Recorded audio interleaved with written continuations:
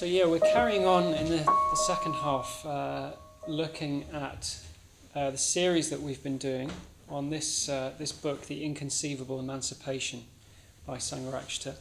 And so this is based on a series of lectures that he gave in 1979.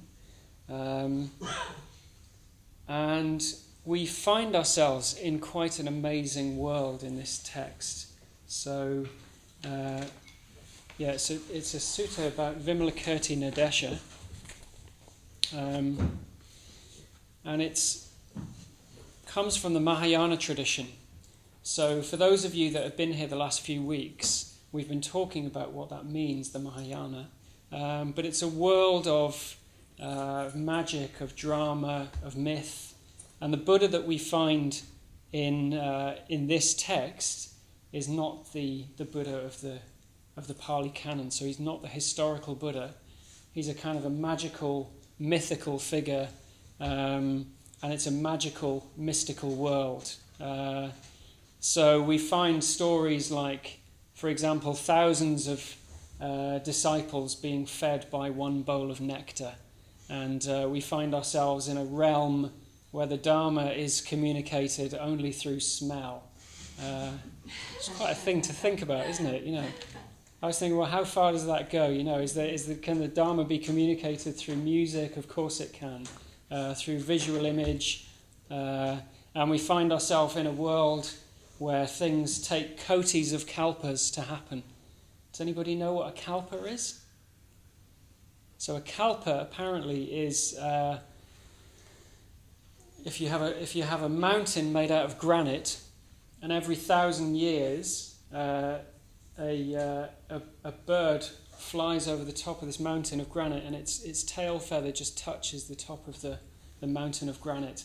When the granite mountain is worn down, that's a kalpa, and a koti is a lot. So it's a lot of kalpas. So it's pointing to the sort of the infinite, unknowable nature of the enlightened mind, of enlightened consciousness.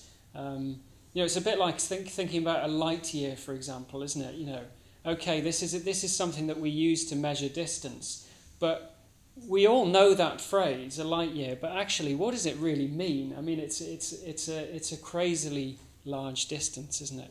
And this is the sort of the realm that we find ourselves in, of magic, of mystery, jeweled trees, kotis of kalpas. And in this realm, we find Vimalakirti Nadesha. So for those who's been here for some of the previous weeks, okay, quite a few of you have. So can anybody tell me who is Vimalakirti? Okay. Well, he's a Buddhist Tattva, but he has taken on the role as layman in order to have access to all kinds of people in all kinds of work, so that he can impart the Dharma to them. That's right. Yeah. So he appears as a layman, but actually he's a bodhisattva. So what's a bodhisattva? Anybody? On? Someone who's sort of just decided to not take the last step to enlightenment, so that he can teach others. That's right. So a very, very advanced being. So somebody who's reached a very, very advanced state of realization, but is practicing for the benefit of all beings, and is postponing the sort of the myth tells us that they postpone their own enlightenment to stay in the world and teach the Dharma. Yeah. So he's a bodhisattva, and he appears as a layman, but he's anything but. He's a kind of a magical figure. He's a mystical figure, and he's in the world teaching the Dharma in various different ways, lots of different ways throughout the text. So Bhante starts this chapter, and the chapter is called The Transcendental Critique of Religion. So it's quite a weighty title for the chapter. I'm going to be unpacking that a bit over the course of this evening. The first thing that Bhante talks about is he says that once our basic needs, like food and clothing and shelter, have been met, there is something else that we need, that all human beings need. What do you think that thing is? I talked a bit about this before I introduced the meditation. Something that we all need. It's universal to all human beings. Love. Yeah. Almost there, yeah. Yeah. Not quite love, more than that, actually. Compassion? Yeah. Say again? Compassion? No, it's freedom. So he's saying that we need freedom. And I think this relates to what I was saying actually at the start of the evening about needing to wake up, that we need to grow, we need to develop. And Bhante says that what we need is freedom, that we all need to grow, basically. And this relates back to what I was saying earlier about in this film. You've got this character, Lester Burnham, he's become completely stultified. He's become... His life is kind of grey. His life is lifeless, actually. And he feels trapped in his own existence. And the fact of the matter is that he doesn't feel free. He doesn't feel a sense of freedom. And over the course of the film, what he does is he wakes up into more and more freedom. And actually at the end, there's a kind of a paradox there that he dies and he gains complete freedom when he dies, and he has this sort of insight, basically. But what Bante's talking about is that he's saying that we need freedom, we need to grow. We can't stay still as human beings. We need to be developing, but we also need to be developing towards an ideal. So we need to grow, we need to develop, but he's saying actually that we need something to grow into.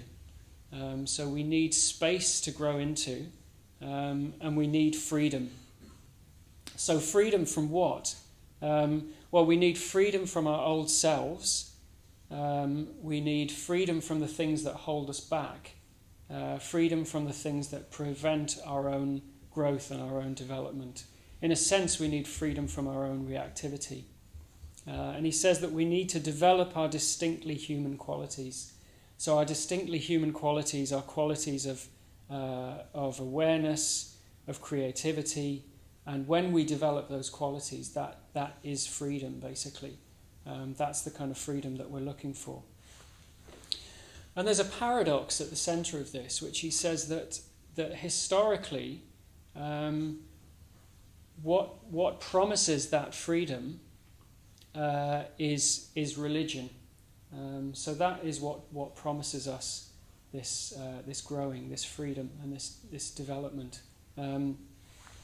But it's interesting. I was just listening to Jnanavacha just now talking, and he was talking about this mistrust that we have of sort of collectivism, and we may even have a mistrust of religion. I mean, let's just for a moment now, I'd like you to just very, very quickly just turn to the person next to you. I'd just like to just very, very quickly get you into pairs. And if I say that word, religion, what is it that you think of? So what are the associations for you? So just turn to the person next to you now for a minute or so, just very, very quickly. And if I say the word religion, what do you think?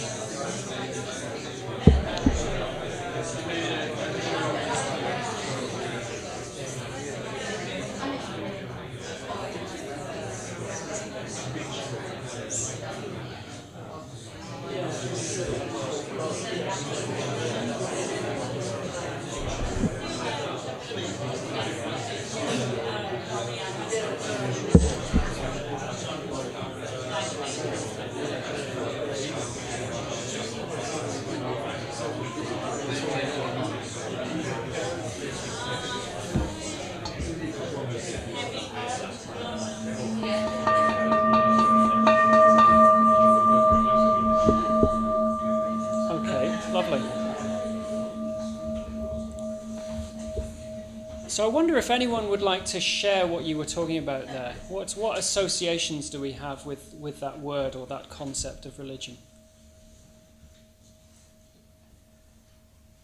Let's have one or two people.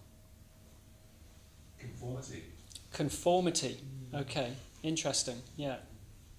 So I'll come back to that in a second. Thank you. Yeah. Anything else? Ritual. Yeah. Maybe one or two more. Boundaries. Okay, that's interesting. Yeah.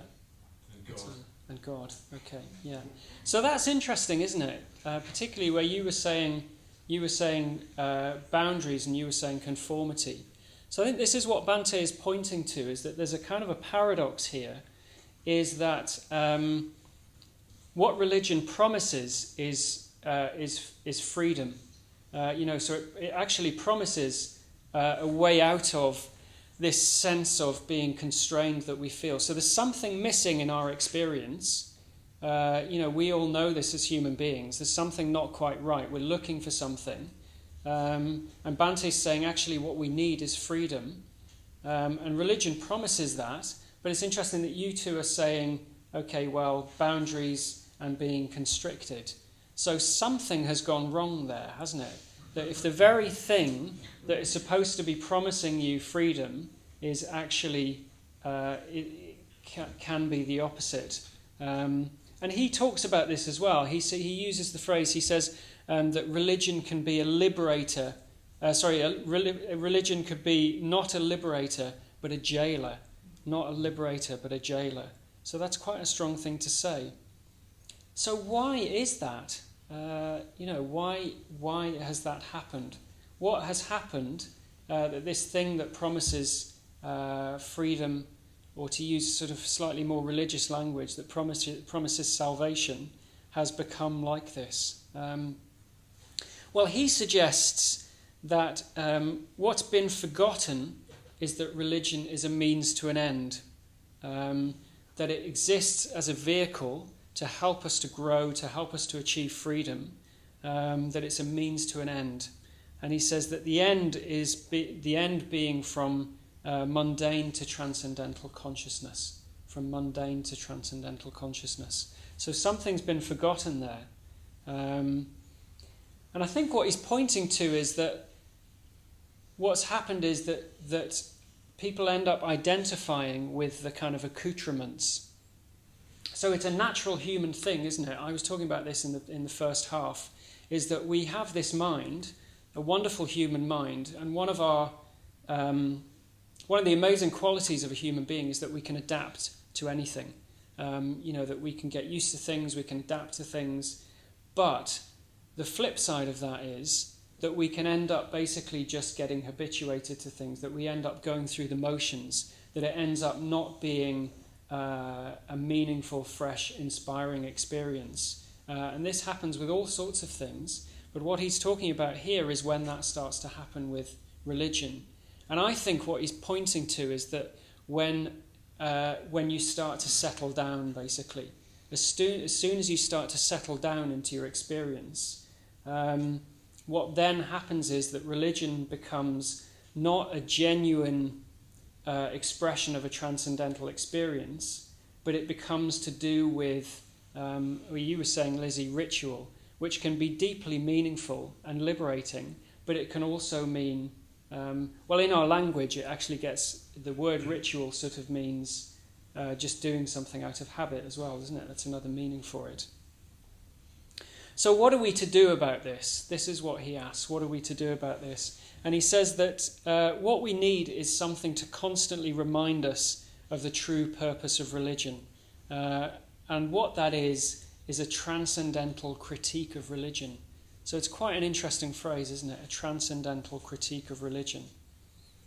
And in this chapter, Vimalakirti serves that purpose, basically.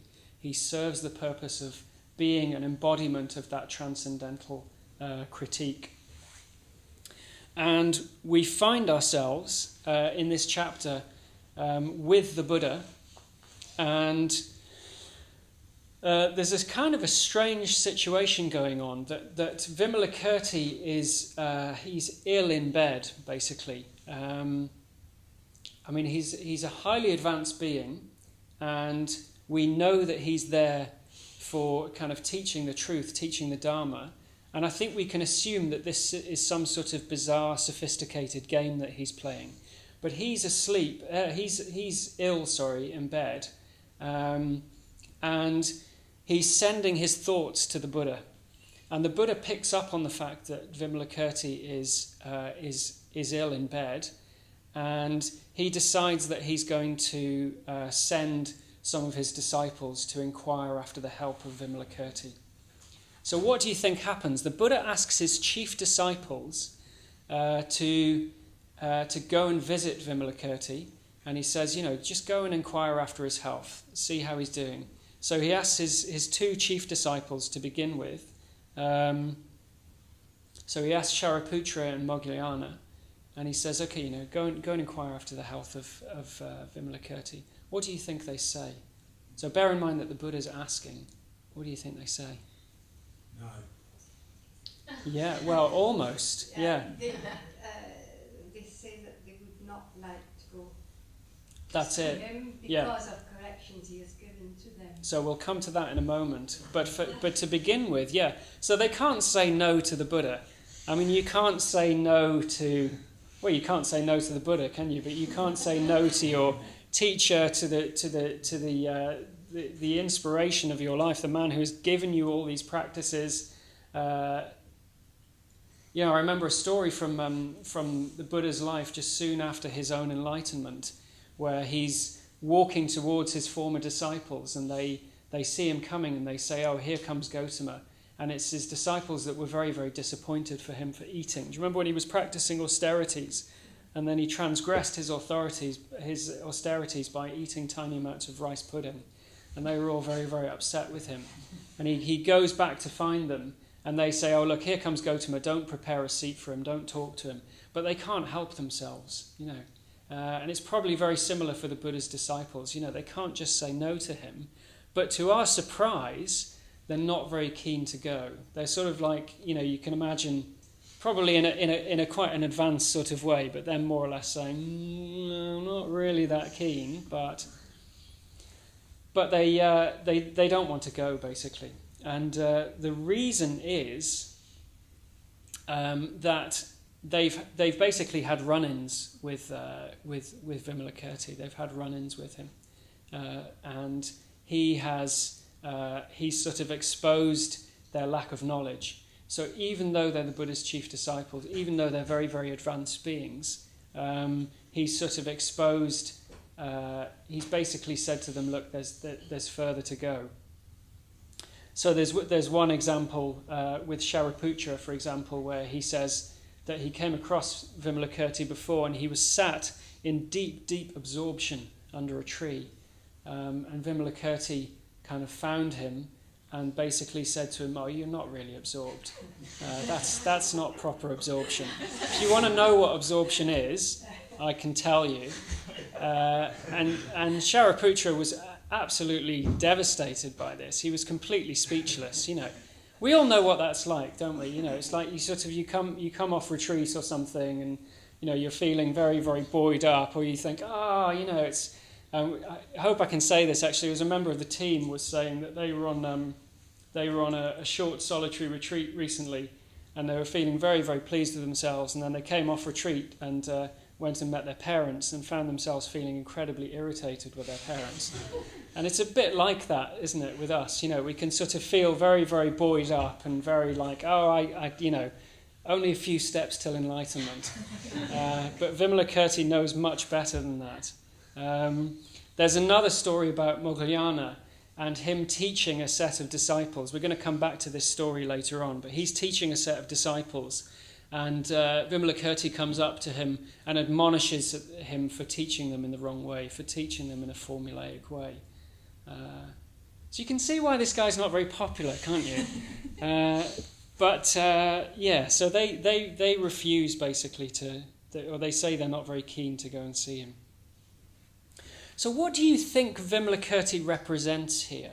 So he's this sort of transcendental being that is he's teaching in all these sort of bizarre but skillful ways. What do you think in these instances he represents? So in these instances where he's coming up to these disciples of the Buddha and he's sort of telling them what's what do you think he represents?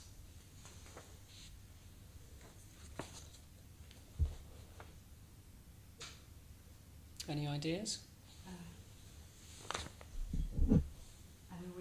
To make them aware of the patterns they've got into, perhaps, or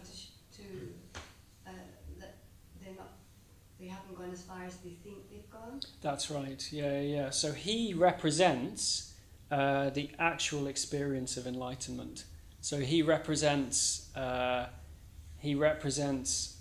enlightenment experience itself, and in a sense what he's doing is he's shining a light on their limited achievement. So their achievement is relative, and it has value and it has meaning, but what he's doing is he's reminding them of basically that it's the difference between their experience and his. So he represents the enlightenment experience. So in a sense, it's a little bit like the reason why we have this image of the Buddha on the shrine. It's a kind of a mythic, poetic evocation of the beauty and the wonder of the enlightenment experience. So this is what's represented by Vimalakirti. And this experience, this pointing out of the relativity of their experience, is extremely unpleasant. It's very, very positive, but extremely unpleasant. And Bhante is saying it's particularly unpleasant if we identify with that experience. So if we kind of hook onto that experience and we somehow make an identity out of it, if we think somehow that we've arrived, or we think that somehow that experience is us, because it's not us, it's not fixed, it's not static, and there is always more. So I was quite interested in this thing that Bhante is saying about it being positive but painful. Because that's not something that we come across usually in the world, is it? It's sort of like in the culture that we live in, if something's unpleasant, then it must be negative. Or if something's positive, then it must be enjoyable. Does that make sense to people? Yeah. I was thinking it's rare, isn't it, that we come across this idea that something can be unpleasant and extremely positive at the same time. Yeah. But from a Buddhist perspective, an experience can be unpleasant, but it can be positive. So, I mean, I think we often find this where, so for example, being on retreat might be an example of that. You know, we can have a retreat where we might be struggling for a few days, or we find that our kind of unskillfulness comes to the surface in doing lots of meditation, and we're aware of unskillful tendencies that we have. That might feel unpleasant, it might feel painful, but actually from a Buddhist perspective it's a positive experience, because that can happen as a process of kind of purifying. And particularly if we become aware of our unskillfulness, then it means that we can do something about it. If we shine a light of awareness on our unskillfulness, it means that we have the chance to change our behaviour, to come into awareness with it.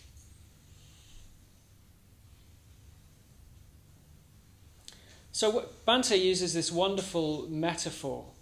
He talks about coming into awareness and coming into contact with the Dharma. And I'm going to read this out because I think this is very good. He says, Vimalakirti is like a high voltage current of electricity. You touch him at your peril, except that you don't touch him. He comes along and touches you. In traditional terms, Vimalakirti is like a great Vajra, a great thunderbolt or diamond. He is powerful, he is incisive, and at the same time, he is brilliant and scintillating. He bursts through all your defenses, all your limitations. He destroys what you are so that you are free to become what you can be. I think that's amazing. I'm going to read that last line again. He destroys what you are so that you're free to become what you can be. So that's not usually how we sort of sell the Dharma, is it?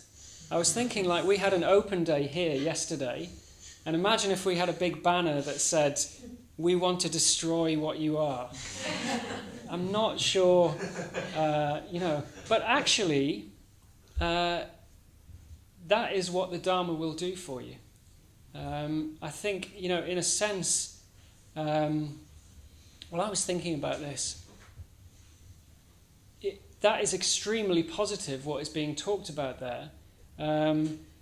But in a sense, when we really practice the Dharma over a long period of time, it will also destroy us.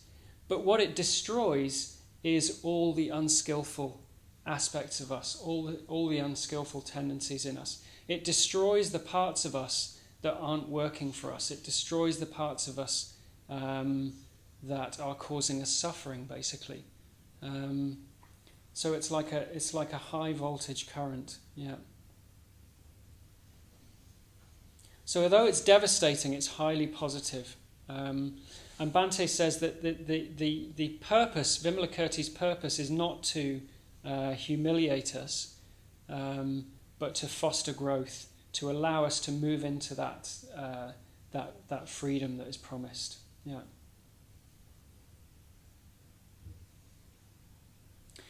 And I was reflecting on this a little bit, and I think something that Bhante doesn't mention here, but I think is important to mention is, well, he doesn't mention it at this particular juncture. He does mention it elsewhere in the chapter, but that doesn't happen outside of human relationships. I think this is the key. It's interesting that Vimalakirti is the personification of the Dharma, because that development, it can't happen in isolation. So friendship, communication, relations with other beings, that's how this happens. It's a bit like what Jnanavacha was talking about at the announcement at the tea break. What we're doing is building a community so that growth and that freedom can happen. And Bhante talks about this in terms of Kalyana Mitrata, and he's sort of pointing out that it's very, very uncomfortable, for example, when our spiritual friends point things out to us that maybe are uncomfortable, but it's very, very positive so that we can work on those things. And I think we need a Sangha in order to develop. We need a Sangha in order to grow.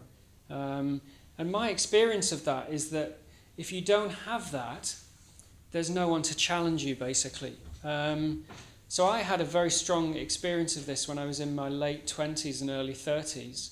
I'd got involved in Triratna when I was in my early 20s, and I'd moved to India, and then when I came back from India, I moved to London, and I had every intention of coming to the London Buddhist Centre, because I'd been involved in a Triratna centre up in Liverpool, but I just didn't get around to it, basically. I didn't get around to it in the first week, and then the second week, and then the third week, and then the first year, then the second year. And the weeks turned into months, turned into years, about 6 or 7 years. And during that time, I still called myself a Buddhist, and I was still meditating, and I was still reading the Dharma from time to time.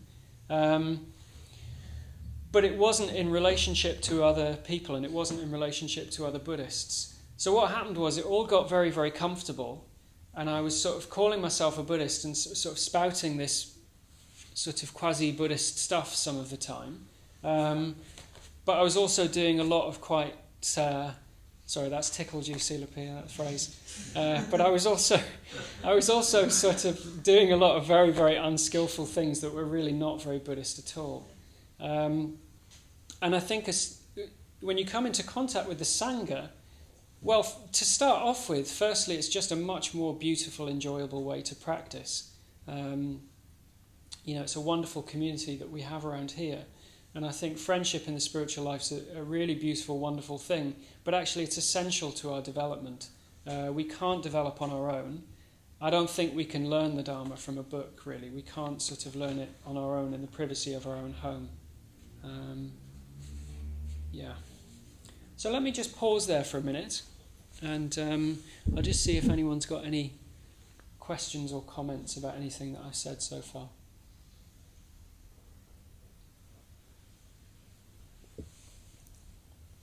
Yes. How do you reconcile this need for community as essential to enlightenment with the story of the Buddha, with the story of this sort of reclusive, ascetic sort of living? Yeah. That's an interesting question, isn't it? I'm not sure I can fully answer it with as far as my understanding goes. But what I would say is that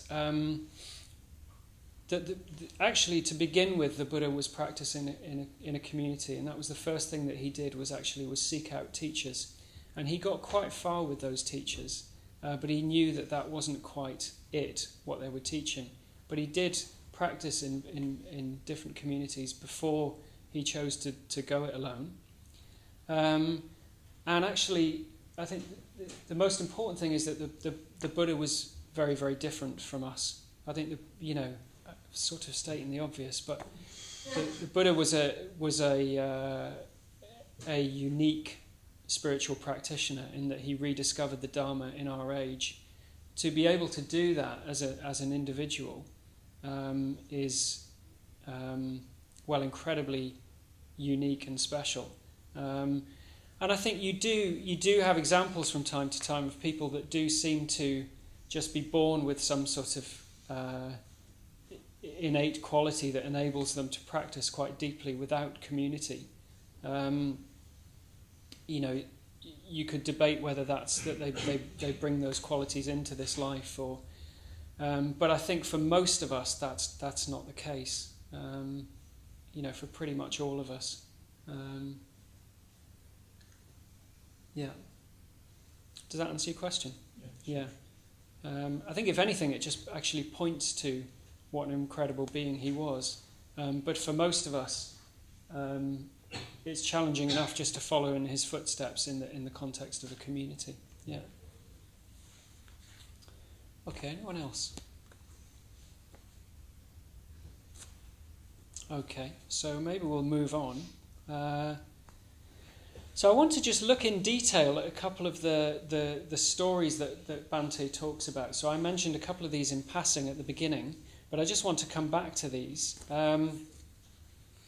And one of the stories that Bhante draws our attention to is the story of Purna, and he's teaching the Dharma to young monks mechanically, basically, and he's not in real communication with them, and he doesn't see what their real needs are. And Vimalakirti turns up and he criticizes him and he admonishes him. So he basically says to him, well, I'll read what Bhante says about it, actually. So Vimalakirti says to Purna, Reverend Purna, first concentrate yourself, regard the minds of those young bhikshus, and then teach them the Dharma. Do not put rotten food into a jeweled bowl. First understand the inclination of these monks, and do not confuse priceless sapphires with glass beads. Reverend Purna, without examining the spiritual faculties of living beings, do not presume upon the one-sidedness of their faculties. Do not wound those who are without wounds. Do not impose a narrow path upon those who aspire to a great path. Do not try to pour the great ocean into the hoofprint of an ox. Do not try to put Mount Sumeru into a grain of mustard. Do not confuse the brilliance of the sun with the light of a glowworm. And do not expose those who admire the roar of a lion to the howl of a jackal. So that's quite harsh, isn't it? You can imagine why he's feeling kind of shrunken, kind of feeling let down. But in a way, this is a sort of a critique on the nature of teaching. I think it's actually a teaching on the nature of teaching. And what he's saying is that it's not just about repeating concepts. So it's not just about kind of turning up and going through some sort of formula. What he's saying is that actually, in order to teach effectively, you need to know the minds of your students. And I was thinking about that a bit in relation to what we do here. So I think when we talk about teaching, so my understanding, for example, of teaching the Dharma is that one way of doing that is sitting here talking about the Dharma, talking about our interpretations, talking about our reflections on the Dharma. But actually, Bhante has this wonderful aphorism, doesn't he, that the Dharma is caught, not taught, which I think is very, very beautiful. Even if somebody is teaching in a very, very effective way, or even if somebody is saying something of value, actually it's the person themselves that is really attractive to us. It's the person themselves that gives something of a teaching, I think. I remember the first time I came along here, I was thinking about this when I was putting this talk together. I don't really remember what was taught the first few evenings that I came along here. But what I do remember is being very, very impressed with the people themselves. They seemed to embody something that I wanted to move towards. They seemed to have a certain quality, the way they were, the way they spoke, and also the way they were with each other as well. I saw that there was a genuine community around here. And I think that's what the Buddha's sort of hinting at with this. And that's how the Buddha taught, isn't it? So he did give teachings formally to people, but he also was very much part of a community, and he taught his disciples through examples. So he exemplified something, and he embodied something. And I was also thinking about this in the people that I know as well. So I was thinking about Padmavajra, who he's a regular visitor to this class. Some of you will have seen him teach here a few weeks ago. He's a wonderful speaker, actually. He gives really, really amazing talks. But he's also really beautiful in what he embodies in his one-to-one communication, I think. If you're ever lucky enough to get to spend some time with him. It's very, very kind, very, very considerate. And I think I've been taught as much by him in his one-to-one communication as I have in his Dharma talks. And I was thinking, this is how Bhante set up our movement as well, isn't it? Is very much putting the ideal of spiritual friendship at the heart of it. So that's Purna. And then I also want to look at Upali. So this was another episode from the Buddha's life. And we find Upali having an encounter with Vimalakirti, and it's following him admonishing some monks, basically. So what we find out is that these monks they've basically transgressed the monastic law, the Vinaya. And Upali fancies himself as a bit of an expert in the Vinaya. So he's an expert on the monastic law. And he's admonishing these two monks, and he's giving them quite a hard time for having broken the Vinaya, basically. And Vimalakirti comes and he finds him, and he says, "Reverend Upali, do not aggravate further the sins of these two monks.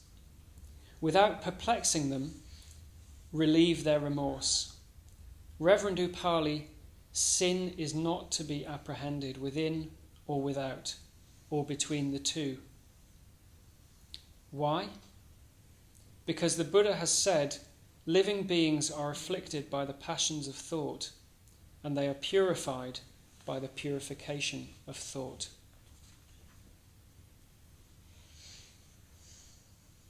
So what do you think is happening in that episode? What's going on there? What's the teaching?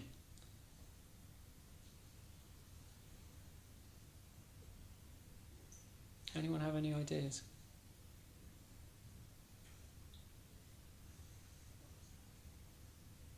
Maybe he saw that he was not acting inspire the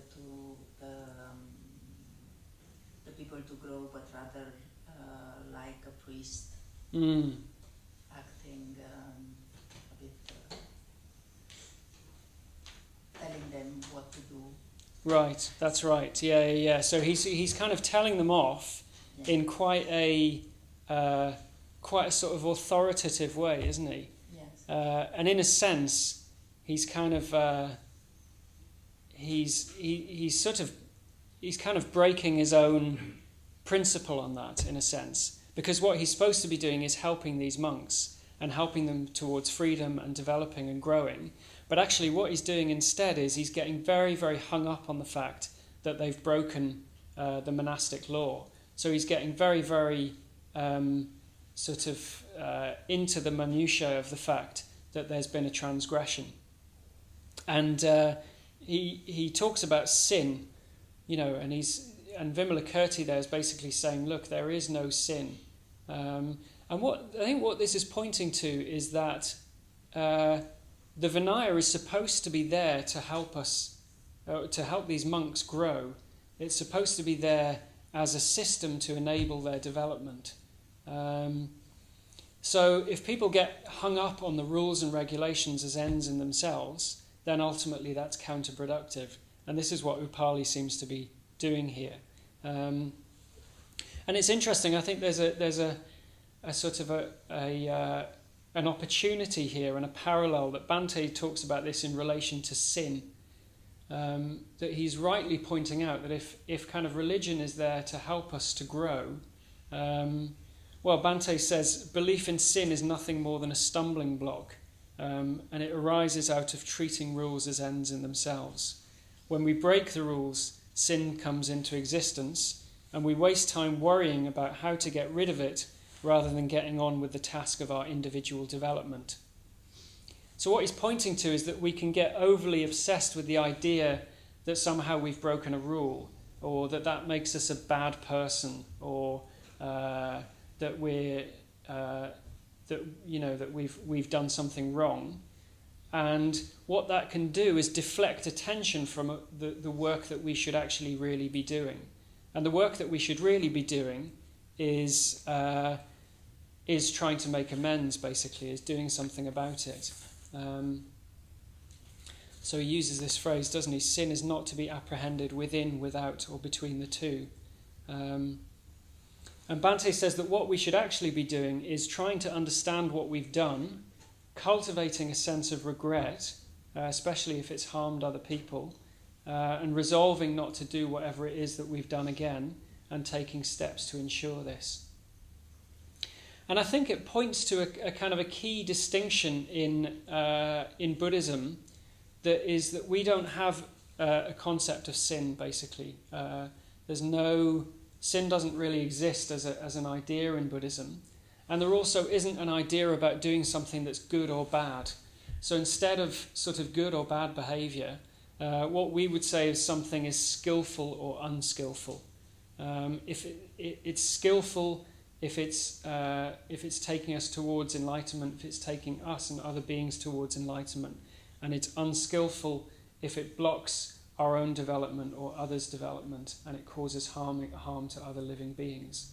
And that goes beyond whatever the particular law of the land happens to be, or the particular conventional ethics of where we live, but it's to do with what is genuinely ethical and what is genuinely moral. So sin doesn't come into it at all. And Vimalakirti says, living beings are afflicted by the passions of thought, and they're purified by the purification of thought. And I think this is what's being talked about here, that what we should be concerned with is actually purifying our mental states and helping others to do the same as well, and not getting hung up on whether something is good or bad. And what Bhante talks about as well is he says that it's probably not even useful to think in terms of penance or punishment, because what can happen as well, he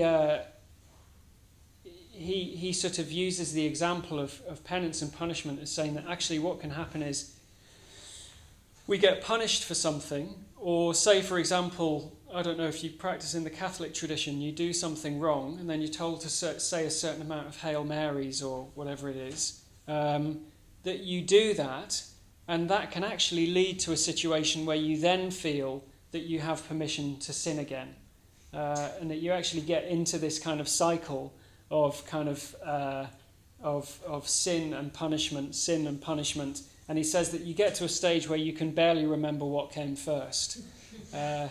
Which doesn't sound like a very good position to be in, does it? But it's basically, I think what he's pointing to is that you're not really looking at what it is that you've done, and you're not really taking steps to change it. What you're actually just doing is thinking, okay, well, I've done the punishment basically, therefore I can do what I want, Whereas what we would be concerned with is actually genuinely making amends and taking steps not to do that thing again. Yeah. So as I said, I think this is about genuine ethics rather than this sort of mechanical practice of ethics. And then also it's not about fear of punishment as well, or even fear of disapproval, actually.